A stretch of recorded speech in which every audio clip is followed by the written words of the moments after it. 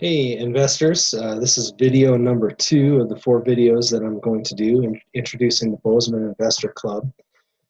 And I apologize, I'm not an online expert, and I kind of messed up the YouTube, so if you see me kind of trying to go live or this or that, just bear with me. I'm going to post these videos on LinkedIn and Facebook, so if you're on either of those, you should be able to connect to them. Today I want to talk about the ethics of wealth. And before I get into that, let me take a step back and just say that the Bozeman Investor Club is not a Christian club necessarily, but if you're listening to me and my views about how the world works, and particularly like how to build wealth, and in addition, if you're talking about ethics, my love for my Lord and Savior Jesus Christ and my Christian worldview is going to kind of bubble through that. So I will quote the Bible a little bit today and talk about some Christian viewpoints. But if you're not Christian, you're certainly welcome to our club. And also, if you're not Christian, I think some of these moral principles will still apply and still resonate with you. Just ask for a little grace as I talk a little bit about some Bible issues and some moral issues. So the ethics of wealth. One of the things that will happen if people find out you're wealthy, or if you talk to people that, hey, I want to be wealthy, or I'm trying to build wealth, sometimes you'll get this reaction from some people that, oh, building wealth is evil, or that, oh, you want to be greedy. Well, that's not good. And that somehow that building wealth is wrong or evil or greedy. And I want to talk about that a little bit. I don't believe it is. It's certainly not greedy. Zig Ziglar said, if you help enough other people get what they want, you'll have everything you want. So wealth is really about sacrificing for other people's, or about helping other people.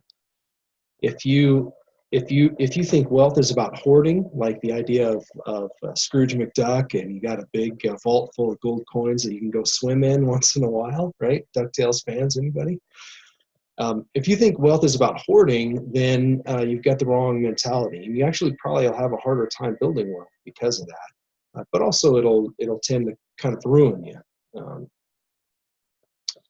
So true wealth is not about hoarding or about being greedy. It's really about focusing on benefiting others. If you structure your resources, the resources that you have, your time and energy and talents and your capital, your money, but there's other types of capital besides money. There's social capital, there's emotional capital, there's all these kinds of different types of capital that you have.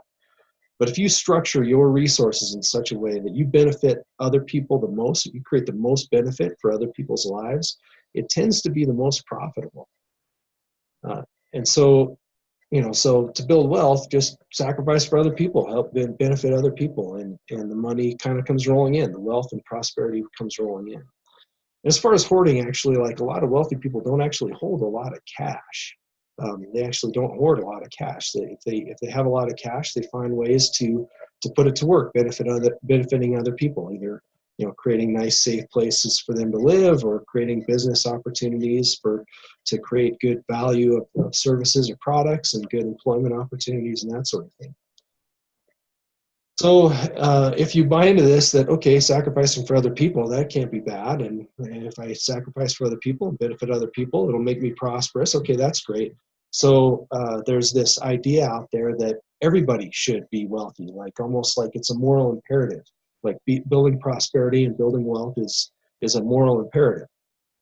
I'm going to disagree with that personally. I don't. If you think that it's a moral imperative, I don't say no necessarily.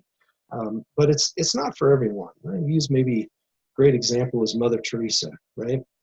And arguably Mother Teresa lived a very prosperous, very abundant life. She traveled the world. She met a lot of people. She had lots of relationships. She touched a lot of lives. She benefited people a great deal. She had great, just huge experiences and everything else. And so arguably she lived a very abundant life, but she took a vow of poverty, right? She said, I'm not going to have a lot of material possessions. I'm going to have the clothes on my back and, enough food to keep me alive, and, a shelter. And beyond that, I'm not going to, I'm going to give everything away. I'm going to use everything to help other people. And there's a real beauty in that, right? So building wealth is not for everyone, and I would even kind of push back against the idea that that's a moral imperative to be prosperous. But why do we think that wealth is evil? And I'm going to quote from Dave Ramsey. He's got, this is from his book, The Legacy Journey. And I love Dave Ramsey. I don't agree with everything he has to say. He might imply, he kind of indicates that it is a moral imperative and that everybody should build wealth. I don't necessarily agree with that. But I do like a lot of what Dave Ramsey has to say. So I'm going to quote from that. He says, 1 Timothy 6, chapter 10, does not say that money is the root of all evil. Okay, this is what people think the Bible says. Money is evil, right? No, it says, for the love of money is the root of all kinds of evils. It's not about money, it's about our attitude. God doesn't like it when we worship anything other than him. He's a jealous God. And if our love of money or family or career or hobbies or you fill in the blank, if the love of any of that gets in the way of our relationship with him, with God, then we have a problem. God does not like that.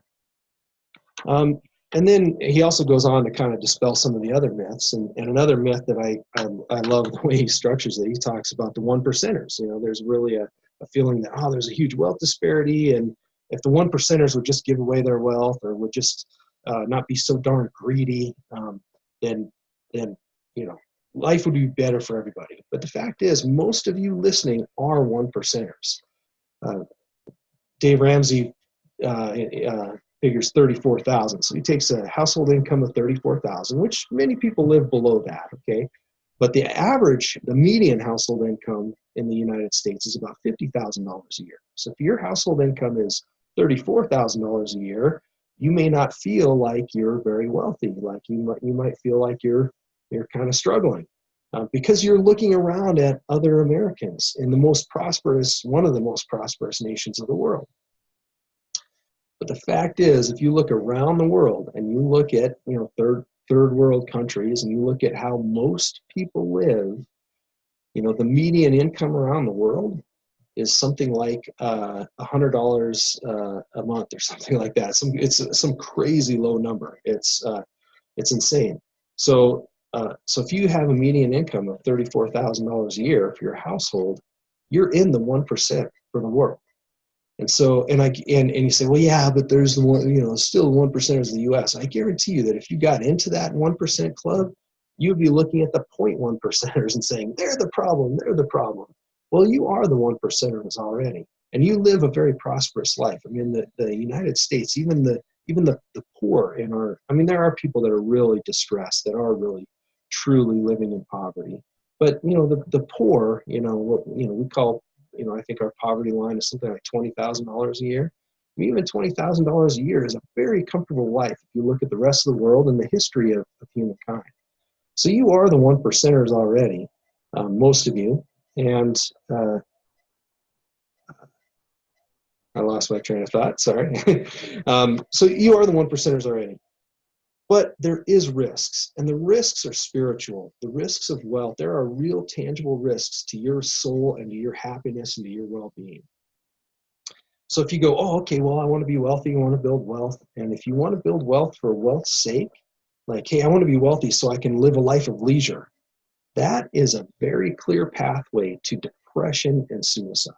I mean, I'm telling you, like it doesn't matter, how much wealth you have. If you're not content and happy now, you won't be content and happy if you have twice as much wealth or half as much wealth. Either way, right? So it's something about if you think wealth is going to solve your problems, no. The more wealth you have, the more effort it takes, the more problems it tends to create. So building wealth for wealth's sake or having that as your main target is not it's very spiritually dangerous. So the true if you want to build wealth, you should think about, what is my true purpose in life? And if your true purpose in life is just to be rich and live a life of leisure, you're probably in trouble even if you never do build wealth. But I want you to think about your true purpose in life. What is your true mission? Your true life's mission. What is that? What drives you? What's really gonna help you give back to the world. If your mission is sacrificial and is outward looking, that's that's a good sign. If your mission is inward looking, maybe that's okay, but you have to have a mission. And wealth is just a tool to help you accomplish that mission in a greater, more massive way. So yeah, bear with me. Let me look through my notes to see if there's something I forgot to hit here. So yeah, so really just, wealth is risky to your spirituality. And think about lottery winners too. People who get a massive pile of cash dumped in their lap. If you ask them initially, life is great for the first year or so, but you talk to them 10 years later and the wealth tends to just ruin their lives, really. So if I ask 10 people if they want to be rich, 10 out of 10 of them will usually say yes. But if you ask lottery winners 10 years afterwards, they might have another story, at least some of them. So wealth is very dangerous. But if you're the type of person who has a purpose, who has a life mission, who knows where they're headed and knows what they want to do, and you have that view of wealth being a tool to get you there, and if you are the type of person who understands the dangers of wealth and is willing to navigate those dangers and be very aware of the spiritual dangers and emotional dangers that wealth has, and if you can take on this idea of a sacrificial wealth, like I'm going to build wealth by helping other people, by benefiting other people, then continue this journey with me and watch for video number 3. I'm going to probably do these just one day apart. It's Monday morning. I'll probably do Tuesday morning, Wednesday morning. I'll do 3 and 4. So stick with me. And then next Monday night, join our club meeting. So we're meeting Monday night at 6 o'clock, and you can find more information at BozemanInvestorClub.com. Or you can search for us at meetup.com. Search for Bozeman Investor Club. Okay, have a great day. Thank you.